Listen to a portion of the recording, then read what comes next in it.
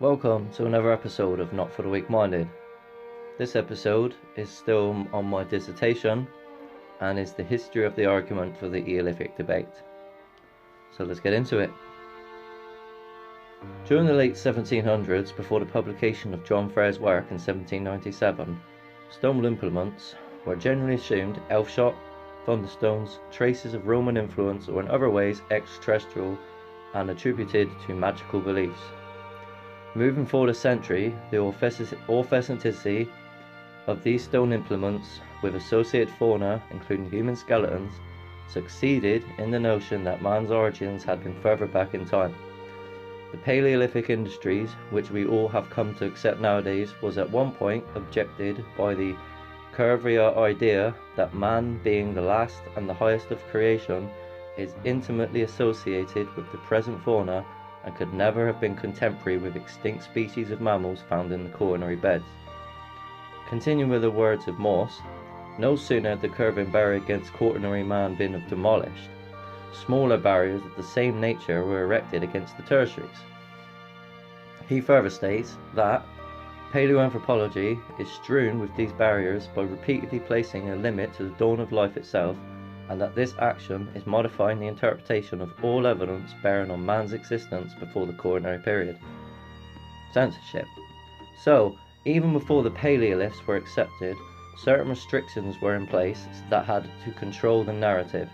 Since the restrictions was lifted for the Paleolithic industries, thanks to the work of Sir Charles Darwin in 1859 and others such as Charles Lyell, who have pushed the theory of evolution into the minds of the academics to prove that a. 1. Man had a transitional ape ancestor from which we evolved from in the ancient past. 2. The origins from where we all come from. 3. Trying to prove evolution correct by association with fauna. And 4. Finally, the most important thing of all is proving the Bible wrong. The founding of these lithic industries saw with it an expanding time frame that has no relation to the real geological record. Science is making observations and using logical arguments as to what we see with our eyes. What we see with our eyes shows us that the current epochs, that of the Paleolithic and Eolithic, are nonsense due to the flora and fauna being much larger than today's epoch. We often see what we want to see. This has been very dangerous as it has led to this great deception upon our minds when we don't logically think about what we are seeing with our eyes. However, these epochs, that of the Neolithic and Paleolithic, were eventually accepted as facts for proof of our possible ancestry. As you can see, this entangled clever web of lies created by the elite during the 1800s was part of something much bigger that has come to the forefront of today's civilization. It was Sir John Lubbock who furnished the names of the two generally accepted epochs, and he who came up with the simplicity to complexity theory in 1865. He was a 33-degree Freemason and a banker with his own self-interests to be part of this incredibly complicated deception. This logical argument for a progression through time shows that the Paleolithic industries itself is too advanced for the beginning of the lithic tool-making knowledge. Therefore, the Eolithic debate existed in the first place because of the logical argument created by the elites for an agenda. Once the epoch transition became accepted, the same argument is used to suggest that we should find a cruder implement going back further in time. This notion faced much resistance, but eventually was a proven and accepted fact for a few decades in the thoughts of the academic society, before being rejected for fear of getting caught about this humongous lie about geological time. And nothing's changed. We'll carry on. The first discovery of possible Eolithic evidence of man's existence in the tertiaries was by Abbé Louis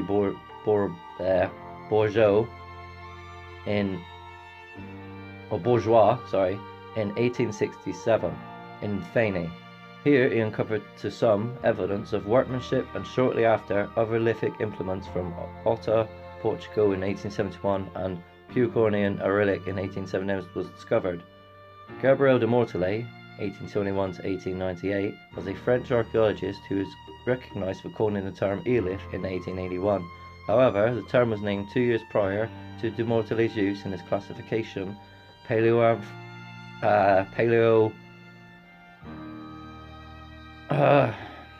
for blah blah. I can't even speak at the minute, and was never referenced that Englishman Mr. J.A. Brown's article coined it first in 1879. The term for discussing these crude implements became the Eolithic debate and brought with it the quest to find associated anthropological evidence of man during the tertiaries. However, over the years it has come to represent different meanings as to confuse the issue further. Benjamin Harris suggests the term Eolithic be applied to the roughly hewn pebbles and nodules and naturally broken stones shown work, with thick ochreous patina found in the plateau of chalk and other districts in beds unconnected with the present-day valley drainage. Others, due to the enormity of size, being giant in comparison to the standard eolith, had again confused the issue as to what is an eolith. For many, the sheer number of eoliths found in the gravel suggests that these are all works formed from a multitude of natural flaking conditions. The arguments that we could not possibly know all the processes of how these gravels were laid down is very likely due to having a very bad sense of geological time itself, which is absolutely true. Another prominent individual was Dr. Rutter of Brussels, a conservative geologist and famous archaeologist during the period between 1900 and 1920, who was at the centre of material trade and at the intellectual centre for the archaeological debate. Gabriel de Mortale and Dr. Amy Rutter of Brussels both made classifications that represent the lithic records extending back to the tertiaries, and according to them, the eoliths represent a crude evolutionary precursor of the Paleolithic industries. However, they differ in chronology, as de Mortale's classification in 1900s leaves the Paleolithic to represent the early Quaternary and anything to do with the Eolithic to the Tertiary period, whereas Dr. Rutter's classification, he does not limit it chronologically to the Tertiary period. He assigns the early phases of the Quaternary to those connected to the first grand expansion of the glaciers, to the Eolithic, and the well-known hatch-type Kilian not appearing until the second advance of ice. Now all of that is all based on lies. You know, all the stuff about the ice ages and stuff. It's all been manipulated to create this massive lie about everything. Mr. Rutter had a vast collection, and at the peak of the debate in 1906 was elected a corresponding member of the Royal Belgian Academy. In direct opposition to his theories was Mr. Boyle, who was head of the French Museum. Mr. Rutter had made many complaints over the years that publications were far too little and those that are around too little in detail. He made many accusations of forgery and cover-ups. In 1907 he found eoliths that dated back to the Holocene, which at the time was the oldest known lithic implement ever found. Rutter believed that it was not a gradual progress but an abrupt one, and saw a clear dividing line between the Eolithic and the Paleolithic industries. There have been so many discoveries of supposed Eolithic implements, anatomical modern human skeletons, and fauna found during a short time period that it had started to make people ask questions. It was taken very seriously by the academic society. Those that believed in all these theories combined truly was Those that believed in all these theories combined truly was at that time fighting for man's origins to be extended back to the Tertiary period. They went with the lie and postulated that it must extend our evolutionary changes with primates to a period beyond the dinosaurs. This was another serious problem. It was another reason why they eventually decided to keep the barriers up against the notion that man's origins extended back towards the tertiaries, just as Morse said in 1884. When reading the literature, it becomes very apparent that restrictions were placed on these records and have remained stagnant in the quest for our origins based on all current core principles working together. In all honesty, they still to this day do not want you to learn the truth about the ancient past, as this geological principle is still being taught wrongly, along with all other core principle lies about the mechanisms that govern our existence. So when they had a chance to drive this topic under the bus, they did what they have to continue to do. to do, which is used the guise of science. Through various non-scientific methods, the elite have convinced the academic society to forget about this entire debate. This is in relation to the Manse experiment, which had a massive impact on the academic society during the time. Nevertheless, the people involved that were for the elif being part of the overall theory has always stood by their interpretation, but due to the influence of other elite groups, they decided not to listen to those arguments no more, and in doing so completely censored this entire debate from the historical record from any importance. So what I'm saying is that for 20 years, the logical arguments that were created by the banker, John Lubbock of the transitional period, where stone implements have to go from, novice to expert, was used to prove that, the Neolithic and the Paleolithic were transitions, but the Paleolithic industry itself is too advanced to actually be the first industry. So therefore, the hypothesis is, because of the transitional period, that there has to be a cruder implement going back further in time, and of which this was a serious debate for 20 years, and they found evidence that suggests that, geologically speaking, and all current core principles speaking, that man's origins goes back to the time of the dinosaurs. Now this is nonsense, because geological time is a lie, it's based on lies, but you got to see how the academic society and the elite operate. They have not played by their own rules. They use their own arguments, which I'm now using against them, which they used against themselves, and they've covered it up for 100 years. This is not even a debate in the academic society today, which is based on a logical argument which they created. It is mind-boggling. So the Manse experiment has seen by many was no comparison to any weather or geological process which can be constituted as natural.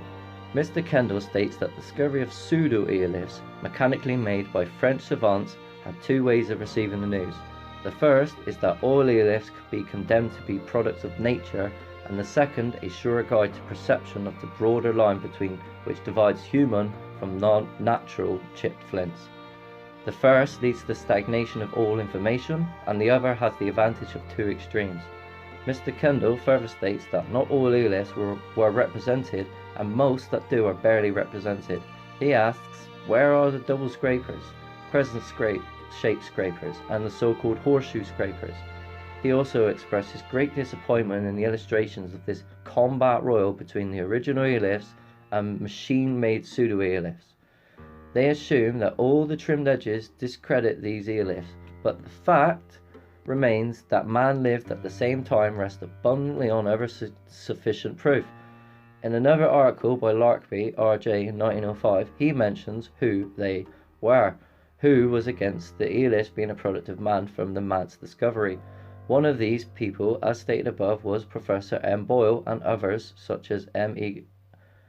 Kafarilic, M. A. Leveles, S. H. Warren, and Dr. H. Oppenheimer. However, in this article, he pointed out a few facts that need to be taken into consideration about the pseudo-machine-made eoliths. Firstly, that proof should be provided of the conditions under which they were formed to resemble in any way the natural process on which high-level gravels were laid down.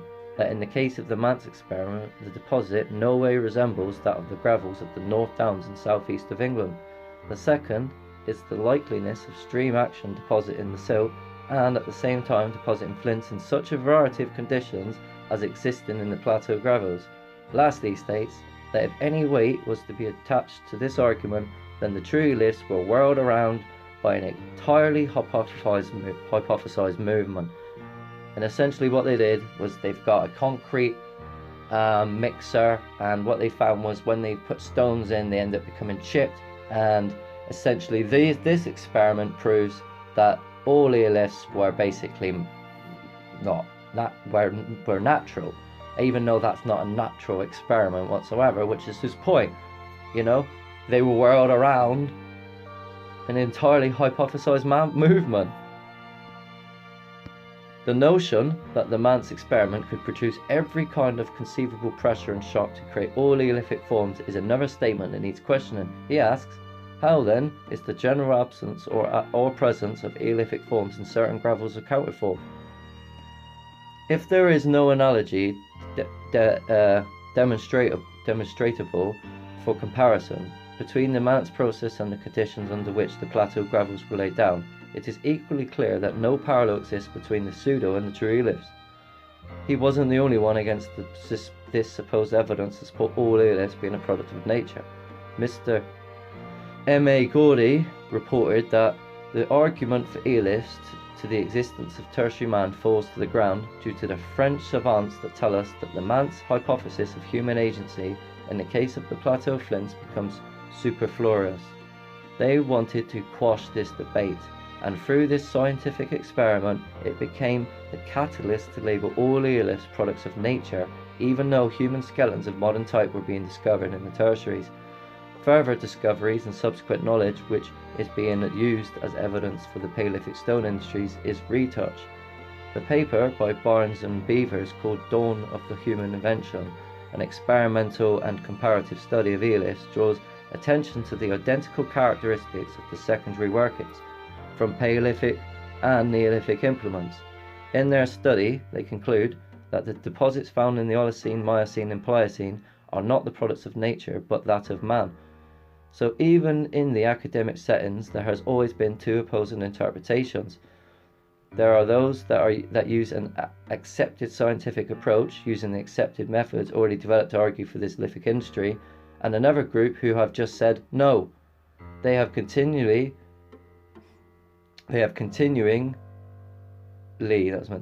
made up excuses, and since then have covered up more of the Earth's records. These people with labels.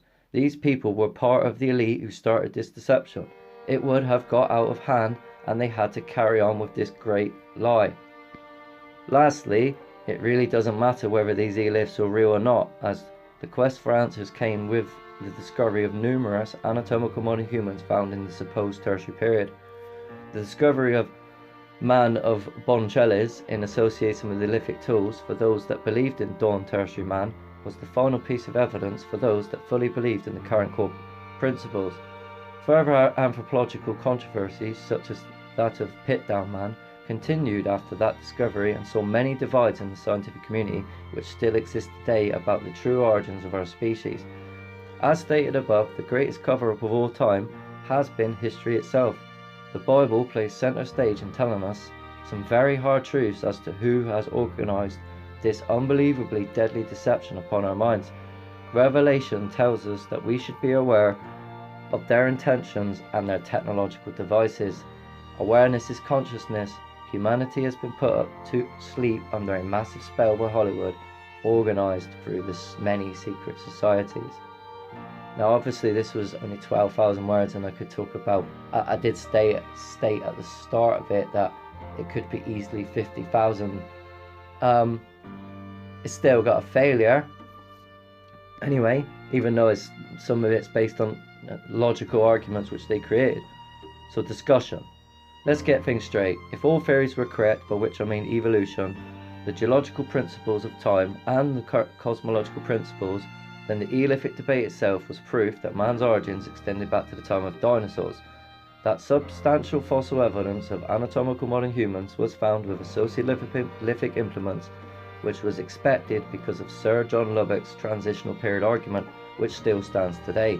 The Paleoliths are still too advanced to be the first stone tools made by man, and as Kramer and Thompson states, that the old argument still needs satisfactory answers. This is very odd considering it was exactly what they were supposed to be looking for in terms of human development through time. The problem came when they found that the skeletons discovered were of modern type and had no indications of change through time over that supposed evolutionary period. Can you explain to me why this is not being taught as a mainstream theory today when it fits their narrative of supposed human evolution? Another argument, which is also logically provable once you see for yourself the true geological, paleoanthropological historical records of time, is in favour that man is contemporary with the fauna and flora of this geological epoch, and that no life can never be millions of years old. As you will soon see, this visual evidence below, albeit it's just a small fraction, should make you see that geological time has been corrupted by clever, deceitful men with an evil agenda that has come full circle to the development of unethical and very dangerous technologies being designed for the future to benefit humanity. These technologies are designed for humanity's culling, and thanks to this great deception about the mechanisms which govern our existence, will not see it coming. Once you accept that the images below are genuine, what epoch do these very large animals turned to stone come from exactly? I understand that to learn the truth takes time. Everyone must go through the emotional stages in order for you to change how you feel about anything. I expect you first to be in denial. Do not get stuck in that emotional state, as you will never learn anything of importance about this earth. More evidence, which should be retook into consideration from having that new perspective, has to do with the weathering and the geological principles. As mentioned above, climate studies have been abused to create a deception about the ancient past regarding this entire Earth's history.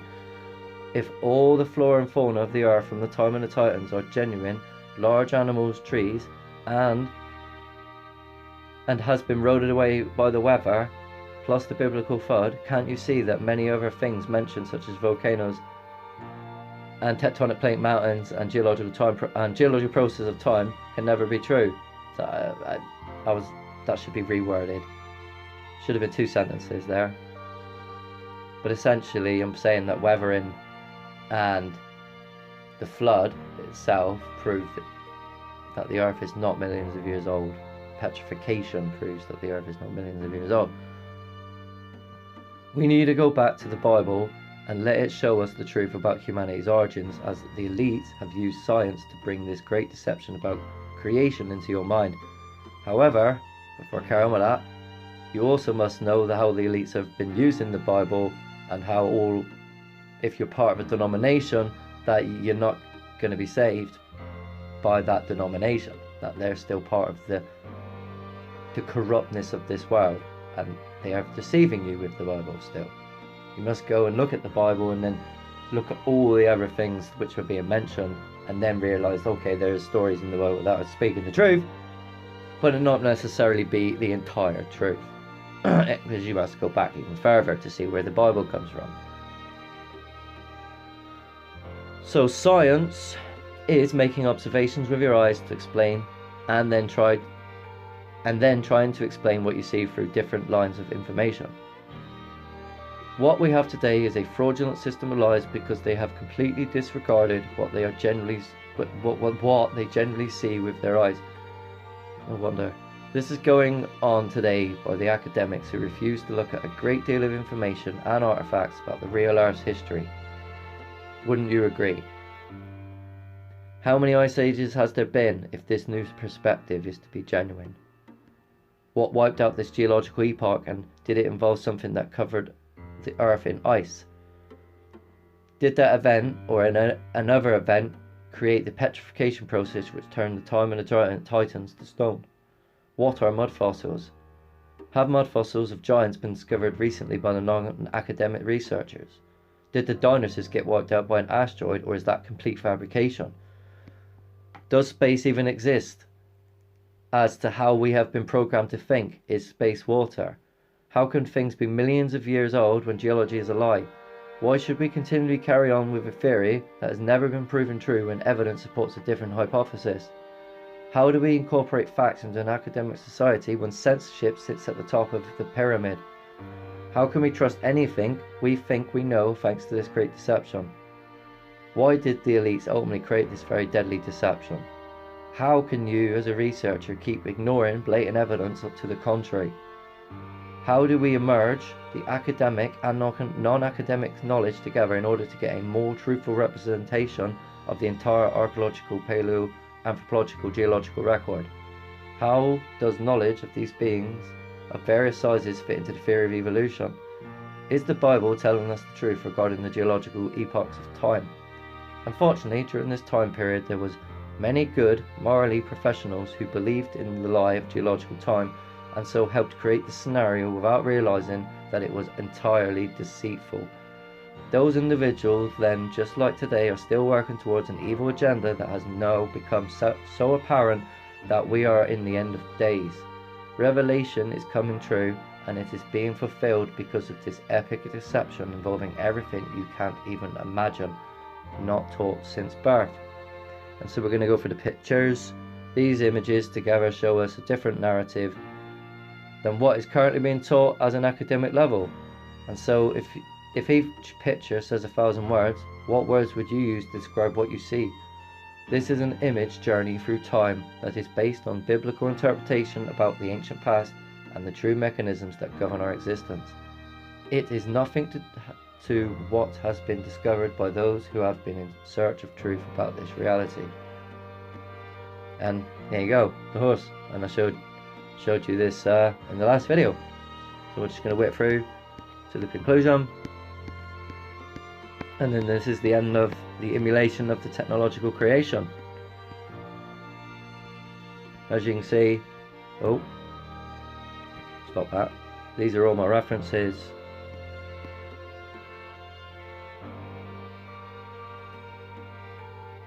So conclusion. In conclusion, the complete cover-up of history, barriers of inquiry, and the complete ignorance of the unseen has allowed them to get away with mass genocide through philanthropy against all nations. The elite, through secret societies, have a direct connection to the Catholic Church, who are absolutely going against the Creator gods. In fact, they have inverted everything to do with the creation and its connections to the biblical narrative. Its translations of ancient high cultures are full of knowledge, wisdom and truth. They have been using this knowledge for centuries, using truth and lies to get away with their sinful actions against all of humanity. They especially do not want you to know about the matriarchal, selfless, one world culture that existed when the Elohim was here on earth. They want to replicate this very advanced one world culture, but in the image of the beast. Evil has an agenda at the core of our society for centuries, and now it has become very visible. They have always designed technologies and psychological tricks on your mind for a purpose. This very evil deception on your minds has been through the repetition of these lies through the television.